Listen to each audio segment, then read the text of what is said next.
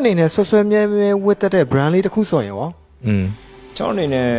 စမ်းမြဲမြဲဝတ်တဲ့ brand ဆိုတော့လီးပဲပေါ့ဗျာ ဂျင်းမောင်မီဆိုရင်ဘာ brand လေးဖြစ်မလဲခင်ဗျ ဂျင်မောင်းမဆိုရင်တော့လီးဖြစ်မှရမှာပါဟုတ်လီးဖြစ်မှရမှာလီးဖြစ်မှရမှာပါ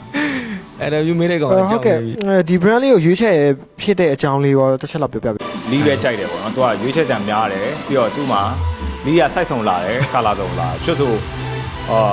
လီးမဲလေးလီးဖြူလေးပေါ့ကျွန်တော်တို့ personally ကလီးမဲပဲကြိုက်တာပေါ့နော်ဟိုလီးဖြူလေးဆိုလဲပါလာဒီနေ့ခဏ fashion ဝတ်ဖို့show တော့ဝတ်ဖို့လေဒါခဏနေဟို fashion ပွဲမှာဝတ်ဖို့ပေါ့နော်ကျွန်တော်ယူလာဒါဆိုရင်တော့လီးဖြူလေးပေါ့နော်ဒီလီးဖြူလေးဆိုလဲအရန်နုနုညံ့ညံ့ရှိတယ်အသားလည်းကောင်းတယ်ပေါ့နော်ဒီမိုးရသည်ကြတော့ကျွန်တော်တို့လီးလိုလေးတွေကဟိုဆင်ပြေတယ်ပေါ့နော်ဟုတ်ဒါမဲ့ဟိုပါပေါ့နော်လီးကိုရှေမကြိုက်တဲ့လူတွေကြတော့ဒီလိုမိုးရင်းပိုင်းမှာဆိုလို့ရှိရင်ဒီနေ့တော့သတိထားအောင်ဘာလို့ဒီမိထိတ်တွေမှာဟို